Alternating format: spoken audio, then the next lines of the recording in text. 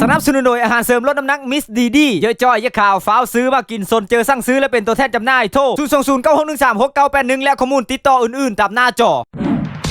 อัปเดตข่าวสารเหตุบ้านการเมืองเลิงประหลาดเกินขึ้นอีแล้วที่แขวงจำปาสักได้เกิดเสียงแต่หุ่นแห้งเทิงท้องฟ้าในเวลาประมาณ4 โมงเช้าของวันที่27 พฤศจิกายน 2015ที่แขวงจำปาสักในขณะที่พี่เพิลโททางประเทศลาวกำลังนอนก้นขี้เป็นควันและก็มีเศษวัตถุที่เป็นอลูมิเนียมตกลงมาในหลายเขตซึ่งประชาชนในหลายบ้านก็เก็บได้มีว่าสิเป็นอยู่บ้านลมซักเมืองบาเจงบ้านหนองสาเมืองจำปาสักและบ้านดอนตลาดเมืองจำปาสักสิ่งที่เก็บได้นั้นยังมีหัวมันเป็นเศษของแปรพิเลอแต่ที่แน่ๆน่ะเป็นเศษอลูมิเนียมขนาดใหญ่ซึ่งตกถือโหนฮับประกันว่าตายคาที่อย่างแน่นอนเบื้องต้นหูเพ่งว่ามีเสียงระเบิดย่างหุ่นแห้งที่เทิงท้องฟ้าและก็มีเศษวัตถุดังกล่าวพากระตกย่างใหญ่ลงมาในหลายเขตซึ่งเหตุการณ์ประหลาดแบบนี้เคยเกิดขึ้นมาแล้วที่เมืองเซโปนในวันที่26 เดือน 6 2015ก็ได้มีเสียงระเบิดแตกอยู่เทิงท้องฟ้ายาวประมาณ30 วินาทีซึ่งสั้นกว่าเสียงโซโล่เพลงเอิร์นไอซ์1นึงของมุกดาวันสันติพรเพียงแค่10 วินาทีเท่านั้นหลังจากนั้นก็ได้มีเศษอลูมิเนียมตกลงมาจากเทิงฟ้าในเขตบ้านเมืองจันทร์และบ้านแกนกีเมืองเซโปนแขวงสวรรณเขตและเลิกนี้ก็เงียบหายตายจ้อยไปจนมาถึงตอนนี้ก็ยังมีแป้ตัวเลอเอามายืนยันว่านี่แม่นเศษของพี่เหลือตกมาแต่สิเลอถ้าแม่นว่าตกถือโหประชาชนกับแม่นตายทิมละลามีขาโหเพราะมีหูว่าเพื่อเป็นเจ้าของอันนี้มันมีแม่นเรื่องลิ้นที่สิปล่อยให้มันแล้วไปแต่มันเป็นเรื่องความปลอดภัยของชีวิตและทรัพย์สินของประชาชนจบข่าวขอขอบเจอ